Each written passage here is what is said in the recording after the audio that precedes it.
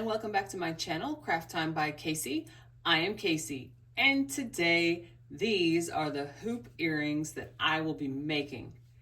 Most of the components came from GGC's most recent treasure bag, Amethyst Accents.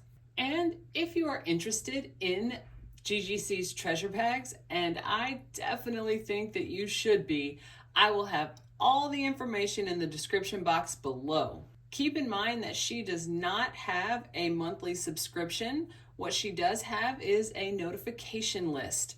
And you want to get yourself signed up to be notified when her treasure bags are released, because they do sell out very quickly. And the notification usually comes out a couple days before she releases the bags, just to give you a heads up. So if you would like to see how these hoop earrings came about, then stay tuned. I'm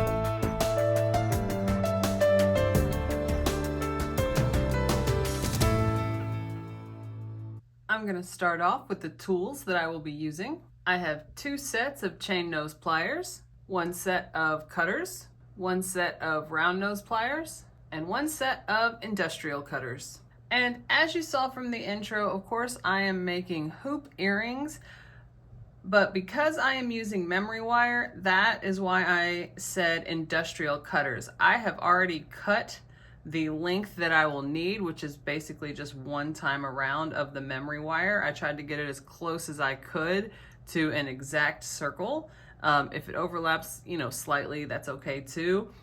But memory wire will mess up your regular cutters. If you cut memory wire with these, it will actually make indentions in the cutting, and they won't last very long. So I keep this pair of industrial cutters in stock. And of course, as you see here, I have the Milwaukee brand, and I absolutely love them. I've had this pair for a very long time. They're very good quality.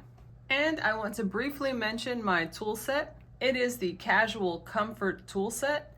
And as the name suggests, these are the most comfortable tools that I have found. And the biggest thing that leads to the comfort, in my opinion, is that they seem to be made for adult size hands. A lot of times jewelry making tools will be made like this, just a little bit smaller. You can see the grips on these are a little bit smaller as well. And they certainly function, and if you have tiny hands, these could definitely be for you. But for me, ever since I found these tools, genuinely, I can't imagine using anything else. So I will have these tools linked down below, along with everything else I use that did not come from the treasure bag. I will also link below the opening video I did for the treasure bag, and it will have a detailed description of everything that came from the treasure bag. From my own stash, of course, I have the memory wire. I'm using some jump rings, some spacer beads, a pin, and this one is a ball head pin, and some ear wires. So to start off, I'm going to hold the memory wire round sideways. You don't want to hold it up and down. You're going to see we're going to kind of curl back the tip of it here, but I want to do it sideways like this. So I'm going to go in right at the tip of it, and you're going to have to hold it kind of sturdy and then curl it back.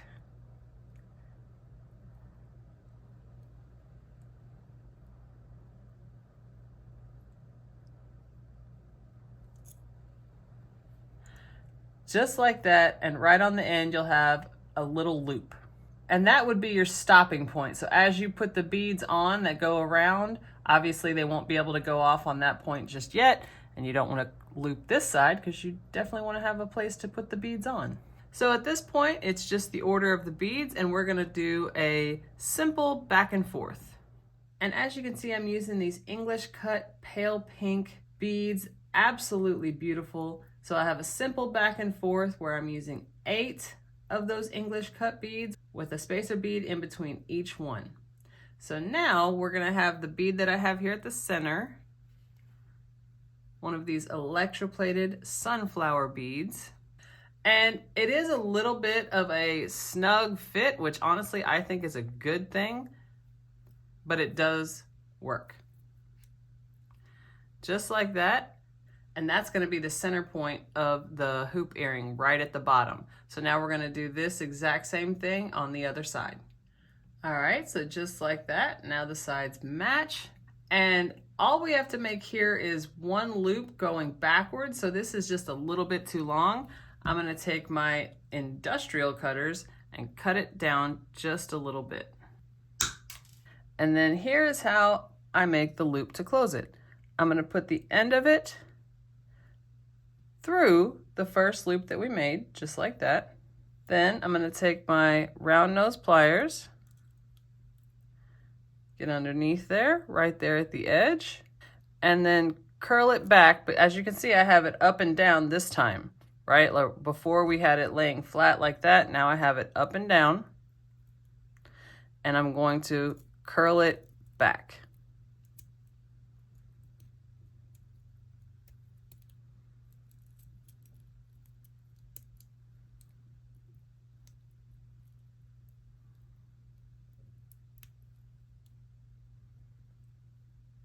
And then it's going to end up just like that. You see it from both sides. So you have a loop that's going up inside the loop that's going sideways, just like that. All right, so here it is. And now I'm going to add, for this design, I have a dangle hanging through the center. Set it right here. Use a ball end pin. And a simple design here, another one of the electroplated flowers and the English cut bead with the spacer in between. And to create a loop at the top, I'm going to put my round nose pliers just over that top bead. Bend it back with my fingers, just like that. And this time I'm going to go in with my jewelry making cutters because it's a pin. The metal in these pins are quite a bit softer than the memory wire metal. And I'm going to go in with my round nose pliers again and curl that loop shut. Just like that. So here we have our dangle.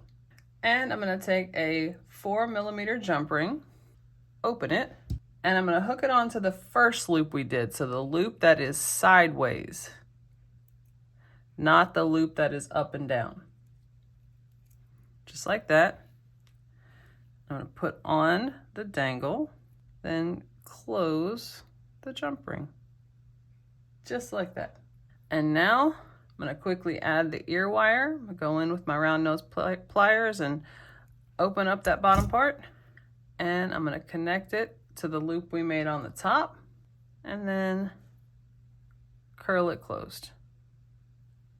And here is our hoop earring with, of course, the dangle in the center. So now, of course, since this is a pair of earrings, we need to do this exact same thing again. And here we go. These are just so pretty. Here is my matching set. And I will say, as you saw in the intro, I have made several pairs, eight or nine, I think. I'm gonna set them all up on my display so we can see them better and highlight some of the beautiful beads that came in this treasure bag. All right, so here they are.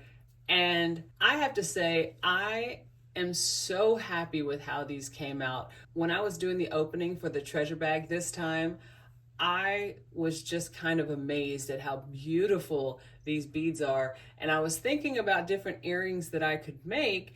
And one really good thing about hoop earrings is that it just kind of lets the beads speak, right? The beads themselves are kind of highlighted, and I couldn't think of a better way to highlight the beads this time. So as you can see, I tried to use all the different ones. I love these natural shell beads on this one here. I just think they are so pretty. And same with these rondelles. I mean, they're just so beautiful. These amethyst beads, I like how she had similar beads in different sizes. It really worked out. Same here, these butterflies, just absolutely beautiful. Of course, here are the ones that I made in the video, and this is a similar style with that dangle in the middle. And of course, I didn't do that with all of them. I just show that as kind of an accent if you wanted to add it. Then you can see here with the leaf beads at the bottom, just so pretty. And these are the pearls that came in it. It just came together so nice. And then these rondelles, these faceted rondelles, they're half amethyst, half gold. And I added the bail here at the bottom for the dangle instead of the dangle being in the middle, put it at the bottom, just as a different kind of accent, different touch, and it just came together. I am so happy, so excited with how these came out. And like I said, it really just lets the beads speak for themselves and kind of show how beautiful they are. So once again, if you are interested in the treasure bags, and you should be interested in these treasure bags. She usually has new treasure bags about every 2 months. And the last couple of times she released the treasure bags, she's released 2 each time. And so you kind of have a choice, or you can get both. Either way, just beautiful, beautiful beads. But again, keep in mind that she does not have a monthly subscription, but she does have a notification list. So you want to get signed up to be notified when her bags are going to be released. Like I said, most of the time they sell out fairly quickly, and you don't want to miss it when it comes out. So if you're notified, you'll get that email a couple days before they come out, and you'll be set to go and ready for when she does release it. So if you like this video and you want to see other videos just like this, go ahead and hit that subscribe button down below and give me a like. Leave a comment. I absolutely love reading my comments. You guys are so kind, and I definitely look forward to seeing you in the next one. Bye.